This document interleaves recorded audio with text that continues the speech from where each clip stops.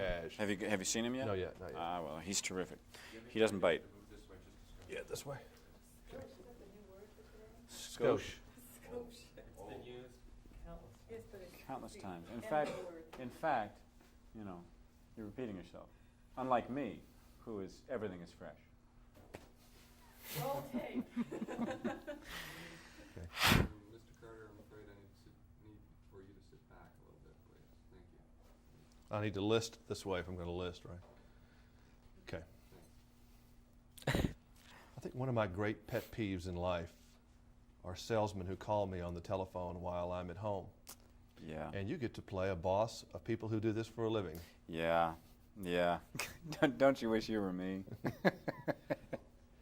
You know, without talking about the actual characters, you know, the actor guys, I mean, just the story itself, there's got to be something else in the world to do. I mean, that seems like a very tough occupation. Yeah, but I also think that there are men, and these particular men, that thrive on that love the danger of constantly almost losing.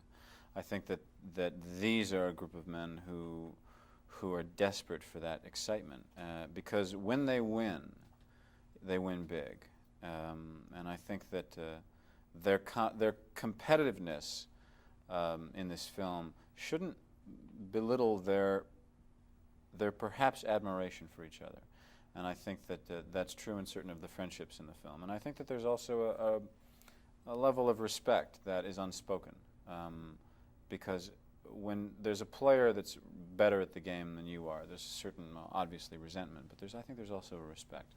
So these guys are like professional athletes, in other words. Oh yeah, absolutely. I think they thrill on it. They thrive on it. It's tough and it's often ugly and very competitive and I think very emotionally draining. But This movie is emotionally draining. I guess I didn't realize that till it was over with, but it had to have been somewhat that way for the actors because you're always in each other's face, and that must be like having an argument all the time. in a strange way, it was the exact opposite. It was kind of exhilarating because, you know, we're not living the experience from A to B as you're seeing it. You know, we shot this film over 39 days, and we do pieces of it and work on it and pieces of it. So for us, it was just thrilling to be in a room full of actors who were doing really great work, and to play off of that is very exciting, and it's energizing. I mean, we'd go home at the end of the day and we'd be raring to go. There were a few times when, in particular, the character that I play, who was the recipient of a lot of verbal abuse, where, you know, I'd find myself at home feeling kind of depressed and I didn't quite know why. But I had a little payback late in the film, so it all balanced out. Yeah, I think at the end of the day, you would feel better if you had played a hero all day than someone getting beat up on all day. I mean, I think psychologically it'd have to have an effect. I think it does, but I also think that that this was a group of actors who come from the school that they would like always to be aware that they're acting. Mm-hmm. I mean, it's important to not sort of cross that line and to be aware that there's a reason they call it a play. Give me an idea of what went on when the camera was moving to get a lighting change and you guys are just having to hang out, but you had to hang out together. I mean, tell me about each one. What are pretty much their habits when they're just on downtime? Well, Lemon tinkers on the piano. So they had a piano off on the set, so Jack would usually go off and tinker on the piano and play some great blues number for us while we waited. Pacino tells great stories. He's a great actual comic, which is not his image, but he's got a terrific sense of humor. And some of us would play cards, and some of us would talk, and some of us would read, and you know, it's the things that anybody goes through in the course of a day when you have downtime. It was a very a close company, and a company that really embraced the ensemble aspect of the film and how important it was to be a member of a unit and to discover this picture together.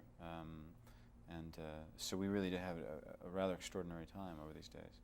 Al Pacino remains one of the few now private people in Hollywood, because even Clint Eastwood and Robert Redford and some of the others, and even Barbra Streisand, have come forward and dealt with the press, even Warren Beatty to some degree. So I think there's Nicholson, Brando, and Pacino left. What is it about Al, you think, that makes him not want to, he didn't like talking too much? Well, I can't really speak for Al. I can only speak for myself, and I actually happen to believe in many of the philosophies that Al has adopted in terms of dealing with the press.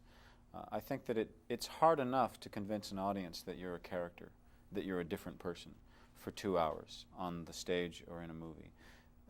And I think that the more that the characters can emerge in the foreground and the actors can sort of be in the background, the better off we are as artists, because the work speaks. I think we have gotten so into a kind of confessional in the last 10 years of everybody sort of coming out and talking about their lives. I think it's, for me, it's not something I'm interested in doing, and not a line that I will ever cross. I think it's very important to maintain a distance, because this line begins to merge between actor, character, personality. And eventually, if you allow it, you won't be able to play anything but yourself, because that's the only thing an audience will identify. The fact that I've been able to work in a lot of different arenas over the last 10 years and still remain a fresh face is because I haven't done a lot of publicity. I've kept it very close to my chest, and that's important. That way you can remain a chameleon, basically. Exactly. Exactly. Interesting. Thank you. Thank you. All right. Okie dokie. Okie dokie.